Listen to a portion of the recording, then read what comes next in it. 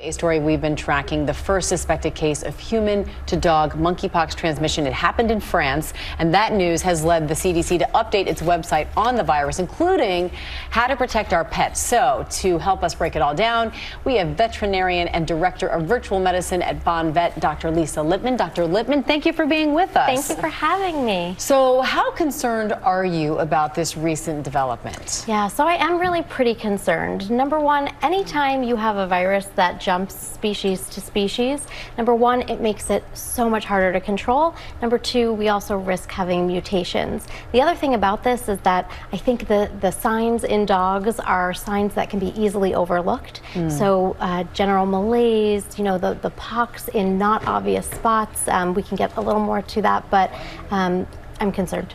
Yeah. So talk about how, I mean, obviously when this story broke, you know, the headline a lot of times was, oh, it's mostly sexual contact. Now, of course, we're trying to get that message out that you can have just direct skin-to-skin contact and transmit this virus. It doesn't have to be sexual in nature. So with pets, what do we know about the route of transmission? Yeah, that's right. So the one dog that we know that was infected slept with two owners who were both infected. So they had skin-to-skin contact. This was an Italian Greyhound, a very short-haired breed, pretty much hairless almost. And so they had direct skin-to-skin contact, and 12 days later became symptomatic. And so that direct skin-to-skin contact is so important, but also thinking about things like their feces, their urine, any close contact right now. This is so new and so developing. Right. We just have to be as safe as possible. And, you know, we saw this with coronavirus when we first started to get those reports, and then it wasn't just cats, it wasn't just dogs. We saw it with other animals as well. What do we know about the risk to, let's say, house cats or other animals that are kept domestically in the home? So I think we have to assume that any mammal right now can be infected. This is primarily a rodent virus that was then found in monkeys, and we know that now we're seeing it in at least one dog, and so we have to assume that any mammal can be infected.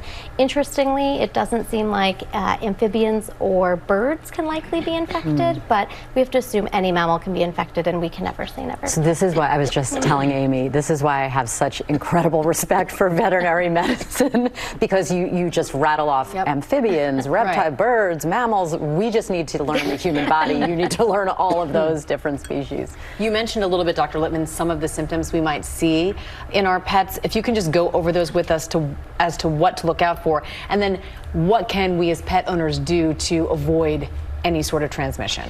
Yeah, so symptoms, again, it's developing, but they can be very general. So for just like in people, I think general malaise, being feverish, not feeling well, not wanting to eat, to having those pustules or vesicles. Again, this dog had them around his mouth, around his anus, and on his abdomen.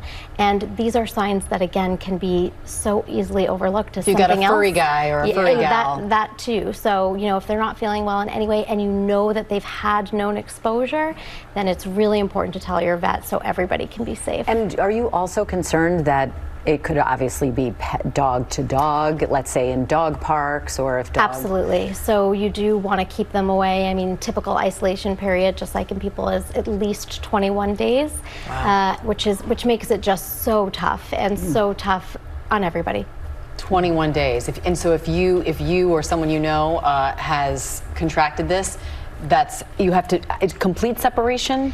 So that's the hard part, right? I mean, we don't live in a bubble. In reality, that would be very ideal if we could isolate, but a lot of people don't have people to take care of their pets. Plus, what we don't know is if you're exposed to your pet and you give your pet to somebody else, especially somebody else who's immunosuppressed, you give them to grandma, you give them to somebody with kids, you give them to somebody who's immunosuppressed, then they're at risk. So that becomes really hard. What we can do, though, is make sure that we are wearing protective clothing.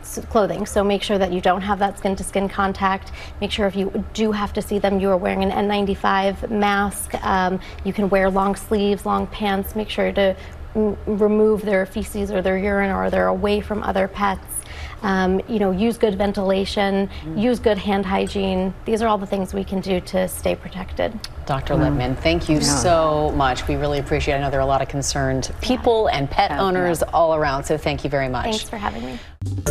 Well, hey Hey there, GMA fans. Robin Roberts here. Thanks for checking out our YouTube channel. Lots of great stuff here. So go on, click the subscribe button right over here to get more of awesome videos and content from GMA every day, anytime. We thank you for watching, and we'll see you in the morning on GMA.